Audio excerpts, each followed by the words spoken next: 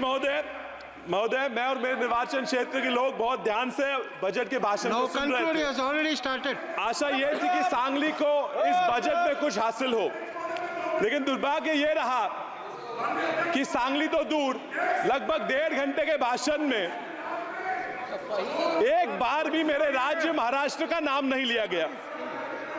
असम और बिहार के नदियों में आने वाली बाढ़ की बात की गई, लेकिन महाराष्ट्र में भी बाढ़ आते हैं, लेकिन महाराष्ट्र में बाढ़ और उससे होने वाली जान और माल के नुकसान की हानि की बात अर्थ मंत्री जी ने नहीं की।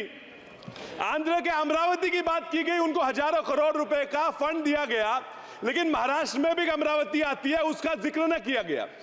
सांगली जो मेरा निर्वाचन क्षेत्र है, वो भी चाहता है कि स्मार्ट सिटी में उसका समाविष्ट हो, उसका ना स्मार्ट सिटी में समाविष्ट हुआ, न वहां हवाई अड्डे के लिए कोई निधि दिया गया।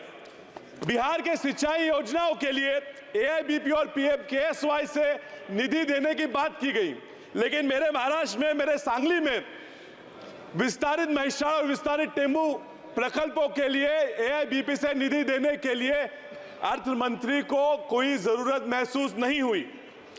महोदय, भारत के टैक्स का 37% हिस्सा यह महाराष्ट्र से आता है। भारत की GDP का 14% हिस्सा यह महाराष्ट्र देता है। सरकार का लक्ष्य है कि 5 ट्रिलियन की इकोनॉमी बनाएंगे। 5 ट्रिलियन की इकोनॉमी बनाने के लिए अगर भारत का महाराष्ट्र से 1 ट्रिलियन की इकोनॉमी ना बने तो ये 5 ट्रिलियन मुमकिन नहीं है। महाराष्ट्र के विकास के बिना इस भारत राष्ट्र का विकास होना नामुमकिन है।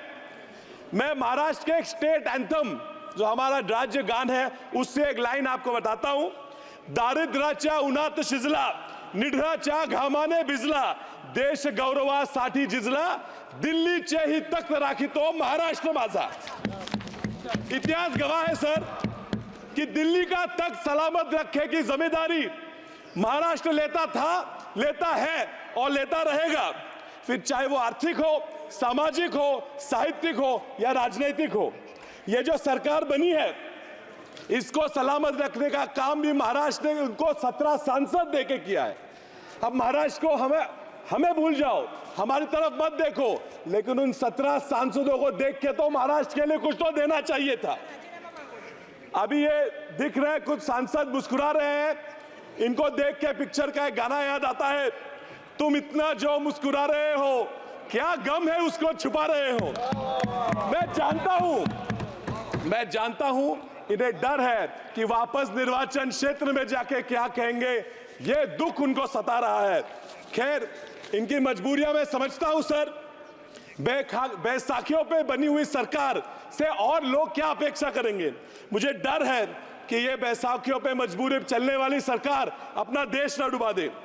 सर, राज्यों की बात छोड़ते हैं, सामान्य लोगों की अपेक्षाओं पे क्या क्या किया ये मैं पूछता हूं।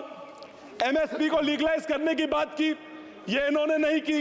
लोगों का कर्जा, किसान कर्जे से मर रहे हैं, कर्जा माफ करने की मांग की, वो दखलंदाज कर दी। महंगाई सीमित रखने के लिए तो इन्होंने कुछ किया ही नहीं। सर, EPS में 7,000 रुपए मासिक पेंशन देने की बात हुई, वो इन्होंने नजरअंदाज कर दी। भूमिहीन किसानों को भी सम्मान योजना में, PM सम्मान योजना में समाविष्ट करने की बात की, वो भी उन्होंने ठुकरा दी। सर, फर्टिलाइजर हो, सीड हो, उस पे लगने वाला GST भी इन्होंने माफ नहीं किया।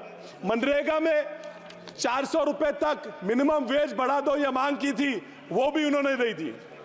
चलिए, नहीं दिया तो नहीं दिया, जो दिया उस पर मैं सर 1 मिनट बात करूंगा। Food subsidy, they have decided to again continue with the 80 crore food subsidy. So it's a very ironic issue because the entire BJP's plan, election manifesto going around telling people was कि if you don't vote us back to power, आपकी food subsidy खत्म हो जाएगी।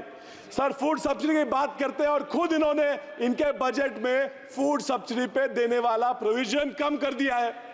Sir, ये किसानों की welfare की बात करते हैं, 13.5% फर्टिलाइजर की सब्सिडी के लिए होने वाला प्रोविजन इन्होंने कम किया है। सर, ये इंटर्नशिप की बात करते हैं, 500 फर्म मिलकर 20,000 लोग हायर करेंगे, बात करते हैं, मुझे ये मुमकिन नहीं लगता। सर ये 3 करोड़ घर बनाने की बातें करते हैं। मैंने पूरा बजट छान मारा, पिछले बजट से इस बजट में सिर्फ 5% ज्यादा प्रोविजन किया है। ये किसे फंसाने की कोशिश कर रहे हैं सर? ये छोड़ के बजट में 70,000 पिछले वोटर अकाउंट में और 60,000 इस वोटर अकाउंट में उन्होंने न्यू स्कीम्स के लिए दिए हैं। कौन सी न्यू स्कीम्स हैं? इससे क्या होने वाला है? क्यों नहीं बताते? हमसे वोट मांग रहे हैं और नहीं बता रहे 60,000 रुपए कहां जाए। Sir, you are in this budget, is this a budget only of announcements or is it a budget only for actual provisions? मैं आपको हमारे संत तुकाराम महाराज जी का एक अभंग सुनाता हूं। बोला चीज कड़ी बोला चाच बात, जेवून तृप्त कौन झाला। इसका अर्थ यह है कि बातों की कड़ी चावल से किसी का पेट नहीं भरता। सर, परसों एक बजट से खुश सांसद मुझे बोले कि विशाल ये तो अभी बस ट्रेलर था, पिक्चर अभी बाकी है। सर, ये ट्रेलर और पिक्चर सी बातों से मैं पूरा डर जाता हूं। परसों बीवी बोली एक ट्रेलर देख लिया पिक्चर का और पिक्चर दिखाने मुझे ले गई। सर, दिक्कत यह है कि ट्रेलर देख के पिक्चर तो चले गए, आधे घंटे में बोर करके बकवास पिक्चर ही बाहर आ गई। सर, ये दिक्कत इस सरकार से मेरी यही है कि ट्रेलर तो ये बहुत अच्छा बना लेते हैं लेकिन इनसे पिक्चर नहीं बनती क्योंकि डायरेक्टर में ही प्रॉब्लम है। इस बार तो ट्रेलर भी बकवास हुआ। So I'll conclude the simple point and I want to tell them why they have lost in states like Maharashtra. And they may go on and talk about how the constitution was brought in and how caste equation was brought in. But that is not the reason for them losing majority of the states of India. They have lost because there's an article by Indian Express which says that in every state where the GDP has dropped, the BJP has lost. And if they continue with this kind of economic policy, I assure you, sir, I'm concluding, I assure you, sir, आने वाले महाराष्ट्र हरियाणा के चुनाव में ये वापस हारेंगे। इसलिए इनको अनुरोध है कि इकोनॉमी पे ध्यान दो, वरना आप ज्यादा दिन उस तरफ नहीं रहने वाले।